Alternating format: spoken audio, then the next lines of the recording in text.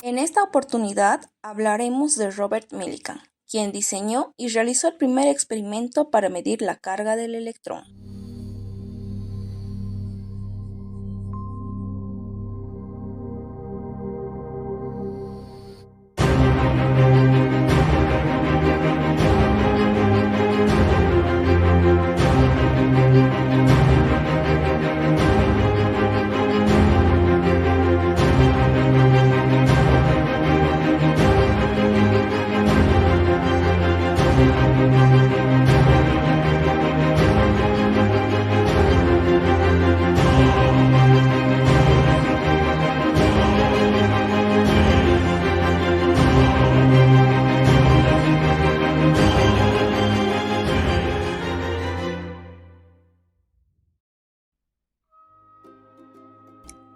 El aparato de medida consiste en un recipiente sellado que incorpora una fuente de radiación ionizante de rayos X, una fuente de poder.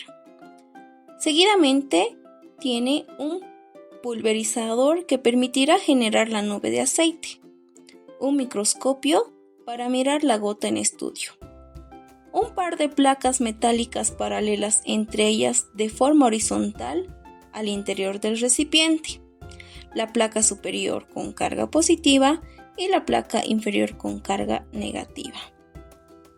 Esto permitirá aplicar una diferencia de potencial y crear un campo eléctrico uniforme entre ellas.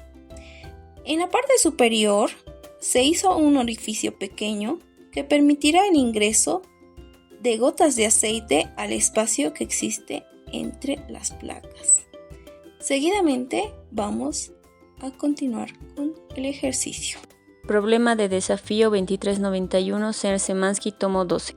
La carga de un electrón fue medida por primera vez por el físico estadounidense Robert Millikan entre 1909 y 1913. En un experimento asoció gotas muy finas, alrededor de 10 a la menos 4 milímetros de diámetro, de aceite en el espacio entre dos placas paralelas en posición horizontal separadas por una distancia d. Mantuvo una diferencia de potencial entre las placas paralelas, lo que ocasionó que entre ellas un campo eléctrico dirigido hacia abajo. Algunas de las gotas de aceite adquirieron carga negativa por efecto de la fricción o de la ionización del aceite circundante por medios de rayos X o radioactividad. Se observaron las gotas con un microscopio. Inciso A. Demuestra que una gota de aceite de radio R que está en reposo entre las placas seguirá en reposo si la magnitud de la carga es Q igual a 4 por pi por ρ por R elevado al cubo por G por D sobre 3 por el diferencial de potencial, donde ρ es la densidad del aceite. Ignore la fuerza de flotabilidad del aire. Al ajustar el diferencial de potencial para mantener una gota dada en reposo, es posible determinar la carga sobre esta si se conoce su radio. Inciso B. Las gotas de aceite eran demasiado pequeñas como para medir sus radios en forma directa. En vez de ello, Millikan determinó que R, recortando el campo eléctrico y midiendo la rapidez terminal Bt de la gota al caer, la fuerza de la viscosidad F de una esfera de radio R que se desplaza con rapidez V a través de un fluido con viscosidad está dada por la ley de Stokes. Cuando la gota cae con velocidad V, la fuerza de la viscosidad compensa exactamente el peso de la gota. Demuestra que la magnitud de la carga sobre la gota es Q igual a 18 pi por D sobre diferencial de potencial por la raíz cuadrada de la viscosidad al cubo por la velocidad al cubo sobre 2 por ρ por gravedad. Dentro de los límites del error experimental, cada una de los miles de gotas de Millikan y sus colaboradores midieron que tenían una carga ideal a cierto múltiplo entero pequeño de una carga básica E. Es decir, encontraron gotas con cargas más menos 2e, más menos 5e, etc. Pero no valores tales como 0,76e o 2,49e. Una gota con carga menos e adquirirá un electrón adicional si su carga era menos 2e.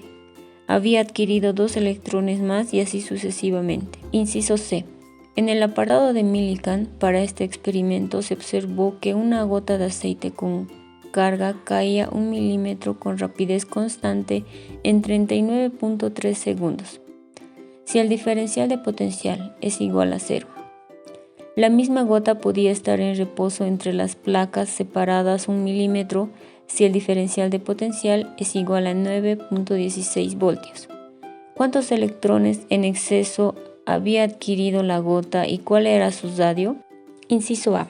Para que la gota de aceite esté en reposo, lo primero que vamos a realizar es una igualación de fuerzas. La fuerza gravitatoria va a ser igual a la fuerza eléctrica. Para esto vamos a usar la definición de fuerza gravitatoria y fuerza eléctrica. La fuerza gravitatoria va a ser igual a la masa por la gravedad y la fuerza eléctrica va a ser igual a la carga por el campo eléctrico. Sabemos que la definición de densidad es igual a masa sobre volumen, por lo que el volumen va a estar dado por el volumen de una esfera. Entonces esto va a ser igual a 4pi sobre 3 por r al cubo. De esa ecuación vamos a despejar lo que es la masa para poder reemplazar en la ecuación número 1. También sabemos que el campo eléctrico es igual a el diferencial de potencial sobre la distancia.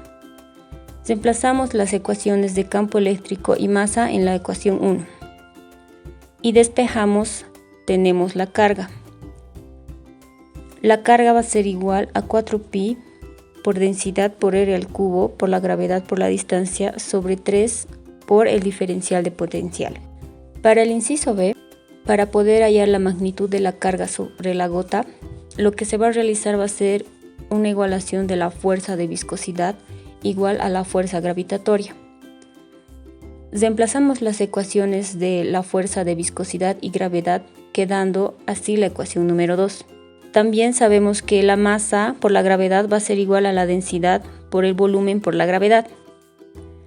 Reemplazamos esta ecuación en la ecuación número 2 y despejamos el radio. Tenemos que R es igual a la raíz cuadrada de 9 por la raíz cuadrada de la viscosidad por la velocidad dividido entre 2 por la densidad por la gravedad.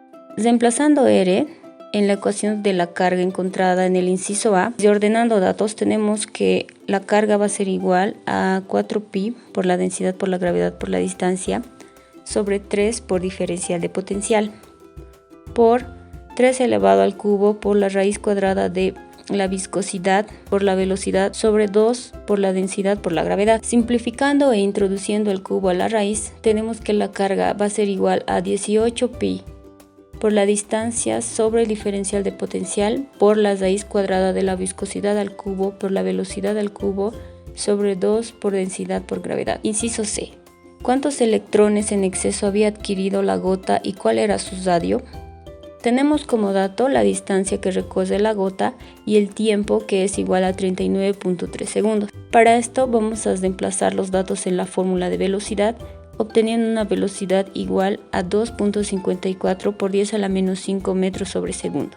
Sabemos que R encontrado en el inciso B es igual a la raíz cuadrada de 9 por la viscosidad por la velocidad sobre 2 por la densidad por la gravedad. Reemplazando los datos en R, hallamos un R igual a 5.075 por 10 a la menos 7 metros. Esto va a ser igual a 0.507 micrómetros. Con el radio hallado y la diferencial de potencial igual a 9.16 voltios, reemplazamos en la carga del inciso A, dándonos así una carga igual a 4.81 por 10 a la menos 19 coulombs. Para poder hallar el número de electrones, se sabe que la carga de un solo electrón es igual a menos 1.6 por 10 a la menos 19. Teniendo la carga total de la gota de aceite, vamos a dividir entre la cantidad de un electrón para así tener el número de electrones. Y esto nos da igual a 3 electrones. Entre las principales aplicaciones que dio paso a este descubrimiento se da el desarrollo de la electrónica. La comprensión de la carga elemental del electrón fue esencial para el desarrollo de la teoría cuántica y la física de partículas, que a su vez fue fundamental para la creación de dispositivos electrónicos como transistores y circuitos integrados.